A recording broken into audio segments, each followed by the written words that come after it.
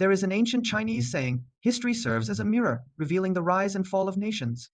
5,000 years ago, the land we now call China was divided into numerous small states. While nominally submitting to the leadership of the Zhou king as the supreme ruler, these states gradually slipped from royal control as the Zhou dynasty's power waned while feudal lords grew stronger. For centuries, these small states warred against each other for population and territory, until finally unifying into a single nation China.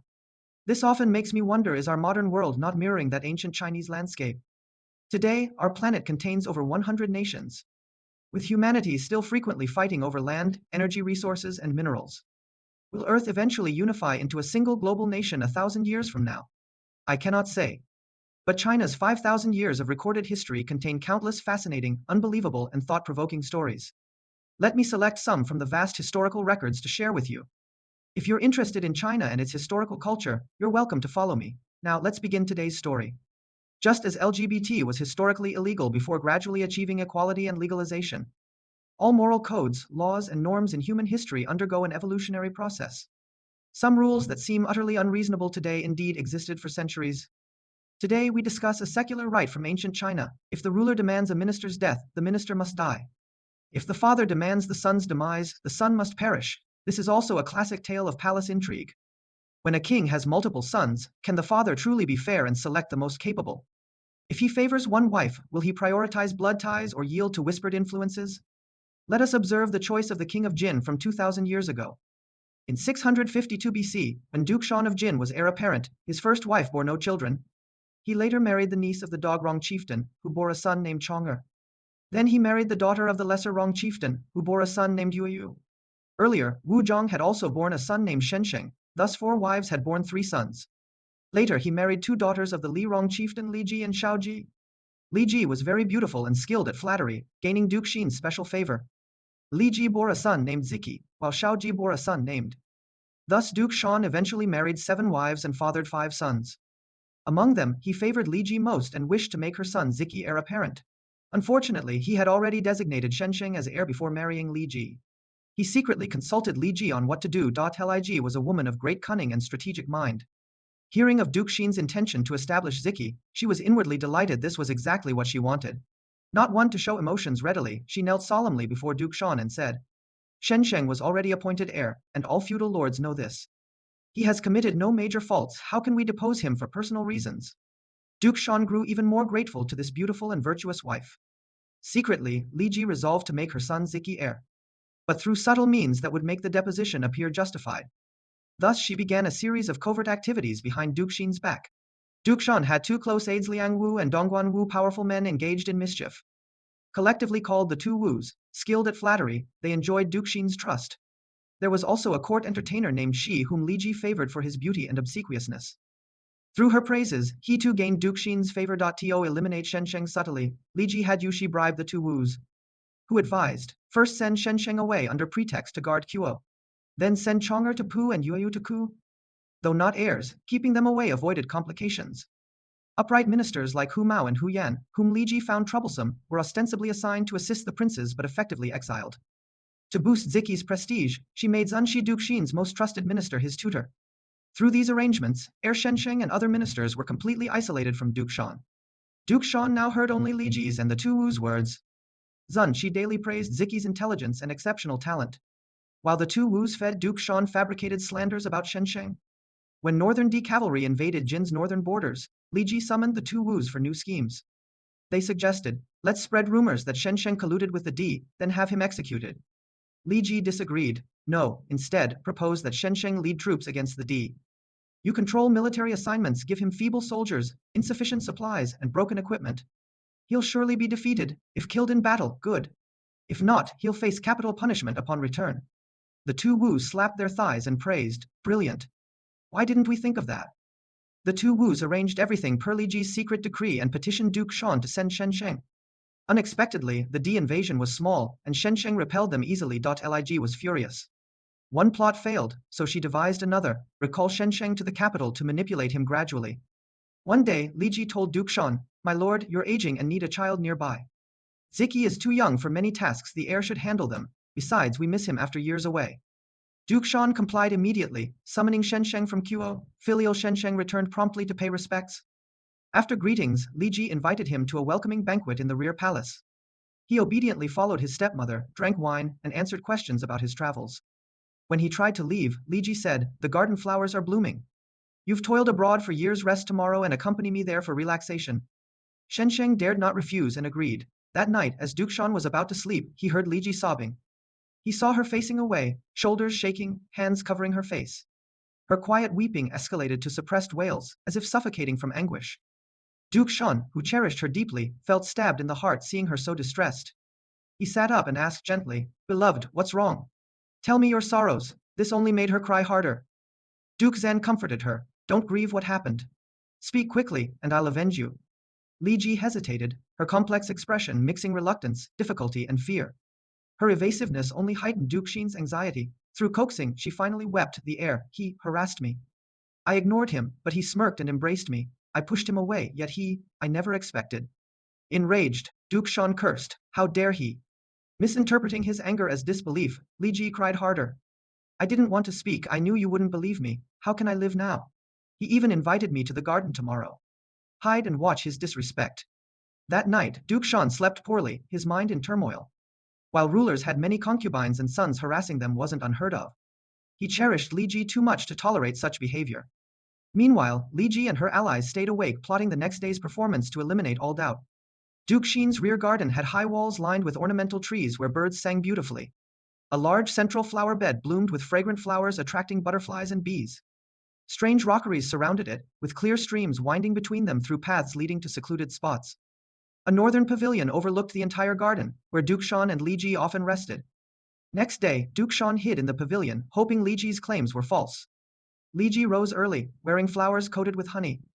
Filial Shensheng, never suspecting ill, arrived punctually per her summons. Though younger, she was his stepmother and his father's favorite he couldn't disobey. Meeting near the flower bed, with maids distanced, Li Ji greeted him warmly. "You haven't visited this garden long. Today is the flower's birthday, I invited you specially." She guided him toward the pavilion, knowing Duke Shan watched. As bees swarmed her honeyed flowers, she whispered, "How annoying these bees are. Shoo them away from me." Shensheng had no choice but to raise his hand to shoo away the bees for her. He wore wide robes with broad sleeves. From a distance, his gesture of waving off the bees looked as if he were trying to embrace Li Ji, who in turn appeared to be dodging left and right. Duke Shan, watching from inside the pavilion, grew angry seeing Shensheng and Li Ji walking side by side.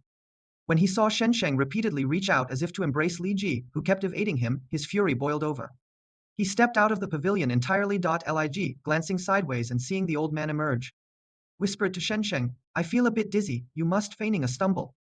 Hearing she was dizzy and seeing her about to fall, Shensheng quickly reached out to support her. Just as his hand touched Li Ji's shoulder, she screamed, You, get away from me!" and pushed him with all her might, sending him tumbling to the ground. At the very moment Li Ji shouted, "Get away from me!" Duke Shan had reached the front of the pavilion. The scene he saw clearly was precisely that of Shensheng holding Li Ji while she struggled to push him away. Instantly enraged, Duke Shan returned to the inner palace and immediately ordered Crown Prince Shensheng's execution. Upon hearing this, Li Ji wiped her tears and pleaded for Shensheng. The Crown Prince was disrespectful. "But if you kill him for this, people will gossip. Those who know the truth will say you uphold strict family discipline. Those who don't will say I schemed to harm him. Please spare him this time." Duke Shan thought Li Ji truly kind-hearted despite suffering such great injustice. She considered the long term and the bigger picture, even pleading for the very man who had wronged her. Where else could one find such a virtuous woman? Filled with gratitude towards Li Ji and suppressing his rage against Shensheng, Duke Shan spared Shensheng's life. Using another pretext, he sent the crown prince back to Kuo. Arriving in Kuo, Shensheng remained unaware of his father's anger or the death sentence. He only felt that stepmother Li Ji was behaving strangely, asking him to shoe bees one moment, claiming dizziness and needing support the next, then suddenly turning on him. But he never imagined it was a plot to kill him. One day, while Shensheng was sitting idly indoors, messengers reported that Li Ji had sent word, "In 2 days is your late mother's memorial day. This year's sacrifices must be especially grand." Grateful that his stepmother remembered his mother's anniversary, Shensheng followed the instruction and conducted the sacrifices in Kuo. Custom dictated that sacrificial wine and meat be first offered to elders before distribution among relatives and friends.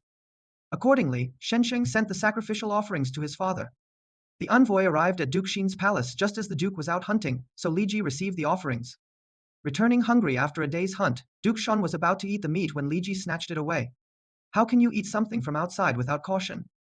She threw the meat to a dog, which rolled on the ground and died after eating it. Feigning shock, Li Ji cried, "How cruel! Could the sacrificial offerings really be poisoned?" She then forced a maid to drink the wine. When the maid refused, Li Ji had people pinch her nose and pour it down. The maid was also poisoned to death. Pretending deep sorrow, Li Ji said, "I never thought the crown prince could be like this. His past disrespect towards me I could forgive, I even pleaded for him when you punished him. But now he attempts this against you." She grew increasingly distraught, eventually weeping uncontrollably. Duke Shan, looking at the sacrificial meat and wine, the dead dog and maid, and hearing Li Ji's sorrowful cries and accusations, trembled with rage, his face livid and speechless. Seeing his silence, Li Ji adopted a consoling tone, "Don't grieve, this evil intent likely isn't aimed at you. He must still resent me for resisting his advances that day. This is probably directed at me. I should eat this meat and die before you to prove my heart is pure. My death would bring you peace and satisfy the crown prince." Weeping, she made to grab the meat. Duke Shan, heart aching at her words and sorrow, quickly held her and said, "Don't do this. I wanted to execute him last time, but you pleaded for him. I spared him for your sake. This time I must kill him, do not plead for him again." Li Ji only sobbed incessantly. Duke Shan comforted her like a child, "Don't be sad. I will summon the ministers and publicly sentence this ungrateful beast to death." At dawn, Duke Shan urgently convened his ministers. By now, upright old ministers like Hu Tu had retired. Li Qi claimed a foot injury and didn't attend. Pai Zhengfu had long withdrawn from court affairs. Those present were yes men, Duke Shan announced. Shen Sheng plots rebellion, a crime punishable by death. He then asked, "Who will arrest him?" Dongguan Wu knelt and said, "I will go." Duke Shan immediately appointed Dongguan Wu as general and Liang Wu as lieutenant, sending them with 200 chariots to Quo to capture Shen Sheng. Hu Tu, learning of this, secretly sent word to Shen Sheng. Upon receiving the news, Shen Sheng asked his tutor Du Yuanquan what to do. Du Yuanquan said, "This is easily explained. The poison was clearly placed in the meat at the palace. Think, if poison were added here, the meat would have spoiled and changed color during the journey and storage. A simple explanation will clear you." But Shen Sheng, bound by foolish loyalty and filial piety, said, "If my father demands my death, to refuse is disloyalty." Du Yuanquan replied, "As your tutor, I dare not teach disloyalty. I only urge you not to die with your name unjustly tarnished." Shen Sheng refused to defend himself. "My father dotes on Li Ji. He can't eat without her. Even if I clear my name, it would grieve him. Better I return and die cleanly." Du Yuanquan advised him to flee until Duke Xin's anger subsided. Shen Sheng said, "There is nowhere to go. With this charge of patricide and rebellion, I cannot stand anywhere. As the saying goes, the brave do not flee death. I fear not death, but that Jin will suffer troubles hereafter." Sighing, Shen Sheng returned to his room and took his own life. Princes Chang'er and Yuyu, who were traveling to court, turned back upon hearing the news midway, deeming it inappropriate to proceed. Chang'er returned to Pu, Yuyu to Ku. When Liang Wu and Dongguan Wu reported this to Li Ji, she wept to Duke Shan. "Chang'er and Yuyu are accomplices. Their turn back proves it." Believing her, Duke Shan immediately sent troops to arrest them. Shortly after Chang'er returned to Pu, Hu Tu sent word that Duke Shan had dispatched General Bodhi to capture him. Chang'er urgently consulted Hu Mao and Hu Yan about escape. Before they could decide, Bodhi's troops entered Pu. Chang'er, Hu Mao, and Hu Yan fled to the rear garden, pursued by Bodhi. Hu Mao and Hu Yan jumped over the wall and pushed it down to help Chang'er escape. Just as they got outside, Bodhi grabbed Chang'er's sleeve. Holding the sleeve with his left hand and raising a sword with his right, Bodhi, to Hu Mao and Hu Yan's relief, did not strike Chang'er but lightly severed the sleeve, allowing him to escape. Bodhi did not pursue, returning with the sleeve to report to Duke Shan. With Crown Prince Shensheng dead, Chang'er fled to Di, followed by upright ministers like Zhao Kui, Zhu Chen, Wei Chu, Hu Shegu, and Dian Zi. Yu fled to Liang. Duke Shan established Ziki as the heir apparent. As you can see, historical China was made up of countless small states that fought endless wars against each other, gradually emerging into the China we know today. Over these thousands of years of integration, countless fascinating stories unfolded. I am a Chinese high school student, and in my free time, I create this video to share the stories that find most intriguing, thought-provoking, and fun stories that will help you understand China better. If you're interested in China, have any questions about the country, or need travel tips for an upcoming trip, feel free to leave a comment under my video. I'll do my best to reply as soon as possible and provide whatever help I can. Thanks for following and liking.